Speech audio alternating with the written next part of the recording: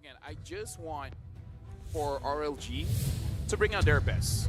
Because VP is the favorite, but they should not be losing by that much. But here's the problem. The way that they usually work and the way that they usually win games is they like the early game. They like to snowball from the early game. And if they don't, we see a lot of moments and hesitations in the way that they make decisions in like other tournaments that they've been in. And I think VP has read that so well. So the question is, how can RLGE find that early game pressure and not allow VP to take that away from them? Through early game picks maybe, but so far the ban's just gonna be the same, I believe. Yeah, but they changed sides here, so it's quite interesting that RLG is going to be the first pick, but they're banning out the Korea, which means that they have something else as a priority. I just hope it's not a Gatot, but I'm not sure what will be the priority here. Maybe take the Lancelot away. Maybe that's one of the reasons why they went for the Guinevere, because they're like, well, I don't want to use a Hayabusa. So maybe a Lance first pick here for RLG. Or Yuzong's still open. Or Yuzong, yeah. Ah, you know what? That fixed a lot of things. And even if you pick these kiting mid laners like a Jushin or maybe an Eve, Yuzong is a perfect counter for that. So will VP let that go? I mean, they're thinking about it. Fanny is actually their choice in ban, so RLG, they can go ahead and pick that up. Yeah, and in a way you're kind of disabling an Arlet pick, right? Because it's a bad matchup against the Yuzong. You can still kind of pick it, but you have to do some stuff for it to be able to work. Oh, see it there now? So now VP, what do they answer here? Because even we talk about this backstage, there's not really a lot of ways that you counter Yuzong. You kind of just have to play around it, right? Make sure you don't get caught by the Furious Dive. And now VP, they go back to the Jushin. I wonder if they're just gonna pick up a Hylos here and it's like, well, you couldn't stop us before. What's gonna change? In the relentless flow of I think it's the safest, Whoa, safest pick in the Jushin right now in the mid lane. If you go for the Farsa, cannot. Eve also very vulnerable to the Yuzong, so the Jushin was their choice. The Arlet though, heard a lot of emotes from you guys. What do you think? Do you think Arlet can still work? I think so, especially if you pick the Jushin very early in this game. But you're missing out on that like early clears from the Arlet because it's a worse matchup right now, right, in the XP lane. So the objective game is going to be leaning just ever so slightly towards RLG in this case, just because the fact that the XP lane matchup favors them. So would that mean that Lancelot would be good for them now? They want to play objective? Damn. Well, looks like they go for the Claude as well as the Farsa. So looks like they're really thinking that their drafted concept itself is good. You're just changing one or two pieces here. So I'm liking this so far, picking up the Yuzong as well as the Farsa. At least I can say they have a lot of damage, right? Compared to the Eve. Eve does do a lot of damage, but it's kind of like over time. Farsa, it's instant. Yeah. Do you want to go early Fredrin here? Is that too much of a risk for them to take? VP? I honestly don't think so. I think it's fine. So So they take the Hayabusa. Okay. So it does work well if you're trying to just win out in the mid trio, because it's one of the few junglers out there, along with Lancelot, that can secure that mid pressure. Even after the nerfs to the Hayabusa? Yes. Okay. But obviously it's not as good as before. Maybe he just hurt you guys. And he's like, okay, that hurt me a bit. Fine, I won't use Lancelot. I'll use Haya, and now you'll see. I'll have an MVP performance. Let's hope. Let's hope. At least that what happened in my head. You know, that's my head canon. Okay, Cho gets banned, so they're starting to hit onto Pancake right now. But Pancake, he can play a lot. Do you think he should pick up something like... Personally for me, because I've Do seen you him think play... Kaja could work here? Kaja Hilda? can work, but seeing Pancake, because he played in MPLNY before with SRG. The journeyman. And the thing about him is that he's good, but sometimes he does too much when the team is not ready. So him using catchers, it is his specialty. But I do think that it could be risky, because it could put his team in a very vulnerable spot. I prefer something clean and easy for him for this one. So what are you thinking? Even something like a Hylos, honestly. So Hylos. Never mind that, it's banned. It's banned, right? Hylos got Is that the banned. final ban? Yeah, I think so. I hear the voice line. Baxia. Oh, Hylos, yeah. Okay.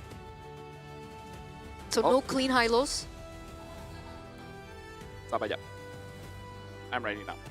Yeah, so if it's not that, if you Yeah, the thing is, there's not a lot of good front lines that deal well with the Jushin. It's honestly just the Cho. The Kaja actually works because you can lock down that Arlet. Oh, wow. And yeah, you're talking about the Hilda. The Hilda was going to be a good pick as well, but now VP take it. They're really targeting Pancake, so Yeah. I'm worried when he's in this position, sometimes he does pick up the Gwyn. After game 1, I'm not sure about that. But Maybe this right- pick is it's so Pluto, Yeah. right? He's very macro-centric. Hilda can roam very quickly, mobilize very easily as well in the early game. Is it time to bring out the Akai here? Like, one of the reasons why they banned the Baxia and also the Fredrin is now I can pick up the Hilda, right? Because it fares well against the Assassins.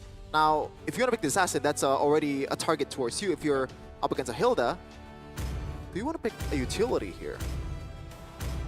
I actually wouldn't mind Joy seeing is that still an guy here. option, right? Oh my god. Oh, Franco. so not Kaja, but Franco. Still pick off. There's I combo as well. Personally prefer the This the one for the Kaja. last, or Sorry, what? this one for the last? This draft compared to the game before for RLG. The Gwyn is throwing me off and the Franco is throwing me off. I like the first 3 picks. The last 2, I have question marks on my head. You guys can't see it, but it is there. Just trust. I don't know. This is a risky draft from RLG. There's combo, like I mentioned, right? Hook, Blazing Duet. You can go with the airstrike as well. VP closed things out with a Granger actually against the Claude. Now, Yeah. with all the changes towards Granger, do you still think that this is a good pick against the Claude? As long as the Granger doesn't really get punished early, I think it's fine. Because Granger, the damage to everyone is fine. It's just the minions. You know, so the laning phase is kind of whatever. And honestly, the Claude has a favorable laning phase going up against a Granger. But looking at the draft coming in from VP, especially because they pick up the Arlet against the Yuzong quite early, I'm thinking this is just going to be a gank-heavy VP. With the Hilda, with the Jushin, and the Hayabusa, I'm thinking the side lanes are just going to wait. Yes. Right? Whichever lane the Michio visits, hey, Yes. that's where the action is. They want to replicate what they did in game number 1 early. Eureka! There we 808. go. Well, ladies and gentlemen, we are jumping into game number 2 here. VP had an amazing game number 1. Can they do it again? Smash them. Can they do it again, ladies and gentlemen? The EECA reps here in the wild cards. The favorites, can RLG make them bleed here in game number 2? Or will they just go 2-0 and we have to move on to the next match? Now, See how things will go in the mid lane. Sorry, my question here is, even if Pancake hooks, who is he preferably want to catch? I mean, sure, you can say Hayabusa, but I don't think it's that easy. The easiest is honestly Granger. But I don't know. I'm not so sure how Pancake can really catch anyone here. Oh wow. I think he would flicker ult, right? That's Oh, yeah, the true. way that usually the Franco does it, especially against the Hayabusa. I don't know about that. That's a super early spatial migration, by the way, from Ashrit. Now getting hooked up is Bober. Did not use the Purifier. Actually used it, but no kills just yet for both teams. Oh, really lucky hook there. I mean, that would have been a kill, I think, for VitusPro early on. Something similar that we saw from game number 1. As we take into the emblems. So this time, looks like Bobber feels like he needs more movement speed. HHN has to run away. Pluto flickers in. Uh-oh, HHN. Oh my goodness, that might be an overextension, and it is a kill towards Pluto. A good start for RLG. Bobear still super low. Do they want to go for more here? Hey, getting stunned up. No level 4 just yet for Zaure Gois, but it still goes in and gets 2 kills in this early of a game. Now, this is not going to be a hot take, but that was a bad call. That's what I wanted to ask. Was that a good call or was that a bad call? It was 100% bad call. You guys already got a good punish, and then you do it yourself. Uh-oh. Pluto is still trying to finish the job here. HHN still running for the hills, and that's going to be a kill. Yeah. A retaliation for Pluto for that kill in the early game. Man, that was already so well set up for RLG, right? Getting a kill onto your winning lane, the Yuzong. And then VitusPro just completely turned it around. RLG, I think, overcommitted. Yeah. I mean, like, maybe in their pastime, they like playing basketball or something. Well, speaking of playing basketball, never mind, the analogy does not work, but it's still a kill for VitusPro. Yeah, because here's the thing, VitusPro, they made a mistake overextending, gets gets petrified under the turret. And Radiant's Legend, especially when Hehehe is level 2, you really should not be overextending that, right? Go back to your lane, get level 4 as fast as you can. You don't get a lot of levels getting those kills. Kill those minions. So, yeah, I don't know. I feel like just that one play really ruined the momentum here for RLG. And now, it's back in VitusPro's hand. That's the thing. We've been seeing these mistakes as they perform in, different tournaments, and it seems like that same trade decision-making is still very evident, right? The fact that they like to overextend. Hopefully they can repair that. Pancake gets caught quite low, still able to escape. Oh my goodness gracious. It's a quote-unquote utility jungler. Oh no, the dragon is super late. And it ended up being useless. That's a W for VP again. Yeah, and all the while, VitusPro, they don't really have to get kills. They just get resource here because Asher's not going to have a good time.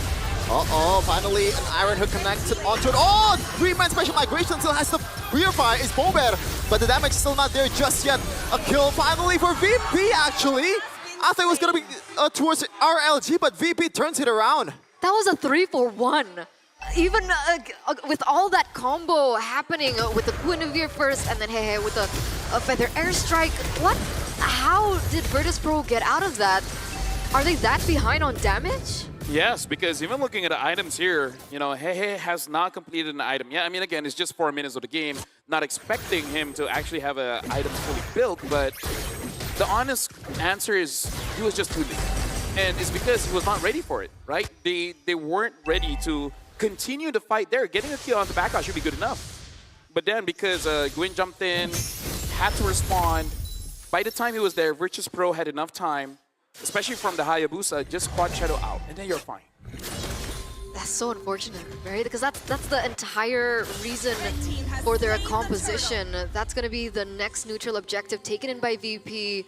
Almost at a perfect turtle if they can claim the next one. And another 3,000 gold lead in just 4 minutes. At this point, I think they just gotta play on VitusPro having a good game, which is let Pluto overextend, let Backpot overextend, or just get a hook. Like that, Pluto getting the brunt of the damage, but somehow still surviving. Oh! He gets dragged down to the middle of the turret, but no kill. Daylight gotta get locked up by Zaur. Egoist did not get the shadow just yet. In the back line though, or front line, Bober. Charvasidu connected on towards the Jushin, but no kills from both sides. That's what I call demoralizing. You did everything right, and you still don't have enough damage. That's basically just a call like, okay, you know what? Let's try that again at 12 minutes, and then see how it works. And they commit quite a lot there in the mid lane. Literally everything. Oh man. Oh no. It's like trying to get a girlfriend, you know? You do all you can. You brought her out to dates, but she's just not into you. No matter what you do, it's never enough. Ouch. At least you have a wife now, right? So Who, it's me? better. Yeah. No, Are you talking about other people? Yeah. Okay. Okay. I'm sure a lot of people are going through it. Yeah, I thought you Shout outs to you guys, sometimes just give up. Just try someone else. a very There you motivational go. word from Opel, guys. Remind me not to hire you as my life coach. Wait a second. Oh, Zaur goes another kill. 404 this time, but he's always found on the map. I think he legit heard what you said. Yeah. Because 404 right now, he's literally everywhere around the map. He's taking the pickoffs really seriously. And it's inhibiting RLG from even looking for anything on the map at this point. Yep. Right now, VitusPro trying to get a mid lane here. Once Nice. again, Pancake will be the... Oh, never mind. 2-man special migration. And once again, the damage isn't going to be enough. Pluto still somehow survives, but Backcut's going to be taken down. Finally, Pluto goes down. But Zaur is looking for the shadow. Finally gets it. Zaur is Ogi Shadow Kiru gets 1 kill. And finally, another one for Zaur Egoist. He's stuck though, getting shut down by Daylight. Back towards the jungler of the RLG. And VitusPro somehow once again turns it around in an unfavorable situation. Let me just say, 20% reducing your range is a big nerf, but the buff of making the cooldown shorter really helped out Zaur Egoist there. Absolutely. He That got was an amazing suppressed. play. Yeah. He got hit by Daylight. That's That's damage, and he was still able to get out, turn that completely around, and claim the final objective of the game. I guess that's what the hype's about, right? Zao, he's so young and he plays like that? That's the real strength of a ninja. Someone shoots you, just dodge. Exactly. Sorry, I was not familiar with your game. Sorry, guys. Wow. This is good, you know? This is character development for him. You guys say it wasn't good enough game number one. I didn't say that. Yeah, you know, it's mostly just You, chef it. you were co-signing it though. No, I was asking, do you felt like his performance was underwhelming? Dude. Question mark. Let me just tell you, girls are never wrong, okay? Oh, wait a Let's move on. second. But Pluto, once again, he's not wrong again. Sorry, what? Girls can be wrong, okay? Oh, you know what? I wish more people are like you. Shout out to the Anyway. fans here. They're great. That's like Faris, Rahman, Is that Weedy from Timu? What the heck? Daniel, and then Farisha. What's up? You know a lot of people. Hey, How you you know, doing? it's Chef and chill. Chef and come on. Calm down, all right? Still working, okay? Yeah, Maybe after the show. Just ask us like, hey, do you play MLBB? Blue team turret has been destroyed. I'm working in more than one. Has been destroyed. Well, Super Gorka, 1-0-2, looking pretty good here for VitusPro. This is a pretty good lead, but we do see that Radiance Legends, game number 2, has more life. If they catch a mistake from VitusPro or force a mistake with Franco, might be able to do it. Unless Pancake gets punished first? But even that would be a risky play. Is Daylight catching up on his items yet? Well, He had his third? production, please show the items. We would like to see. At 9 minutes, I feel like barely. Yeah. I feel like at 9 minutes, it's barely there. He only has DHS and Corrosion. I think that's kind of enough for the backliner at least. So there's got to be proper setup for you to be able to use that. But VP, I don't think there's got to be any retaliation or contest here for RLG. Unless you want to take the risk. No. No way. Ashwin is 4 levels below Yeah. Ozao right now. Yeah, I feel like it's smart because you have a Farsa, just wait it out. You have a Farsa, you have a Claude, you can deal with the minions quite well. So just wait, you know?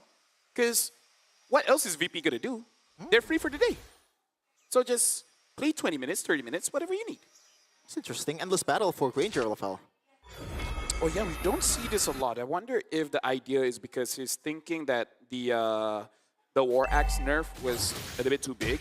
So you prefer the hybrid lifesteal coming in from the endless battle. Hey, might be a new thing. Right? A different kind of sustain, but sustain is sustain. Actually, yeah, I gotta check on the numbers. If it's similar, then yeah, might as well just go for endless battle. It is more expensive, but hey, you're a rich boy, buy it. I mean, he's ahead in 1,600 gold, right? So he should be able to afford it.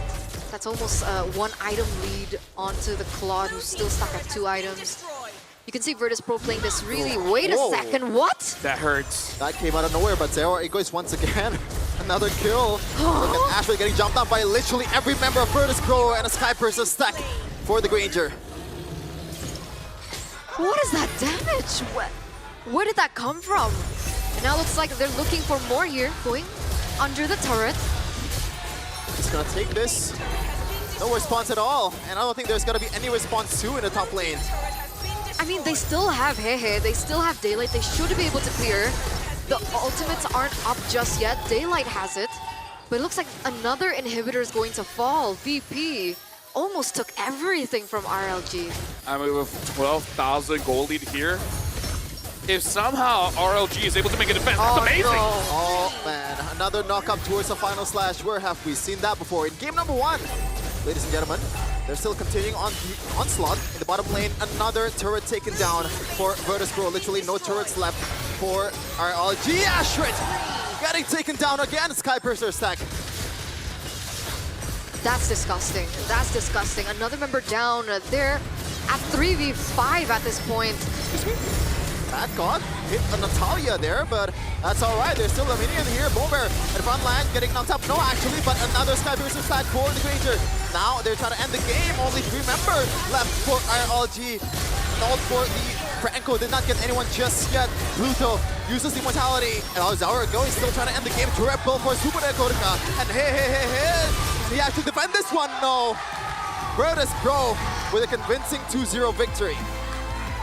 Congratulations to VitusPro. Starting off the wild card here, looking pretty good, looking pretty dominant, both game 1 and game 2. And hey, shout outs to the jungler here. Looking amazing. Sure, the Lancelot game he didn't do much because he didn't have to, but this Hayabusa game, there were a few outplays there, and that was impressive. It really was. It really was. I mean, him on the Lancelot, we didn't see as many flashy plays, but on the Hayabusa, that was completely different. He was all around the map. We were talking about that from the early to the mid game. And as we got later into the game, as soon as he got more items, more stacks as well, we saw him do just crazy amount of damage. Nearly one-shotting a Yuzong of all heroes. What are we looking at? VP, I think, still remain true as the WC favorites. Yeah, I feel like this is one of those games where I feel like the teams waiting in the Swiss stage, they're going to take notice. Because they're like, we know you guys are strong, but damn, that was pretty good. And I would say it's good like from all sides. You can't really say like one guy specifically carried. Every single lane was doing their job, and they were doing their job very, very well. I'm sorry, man. We got to address the elephant in the room. What is this obsession to the Guinevere? I do not get it. They're picking it in the first phase too, right? No, that one is second phase. Oh, second phase. Second. Still though, like why? For what reason? Is it just to punish the Jeef or the Jushin? I'm sorry. Is it the only reason why you do that?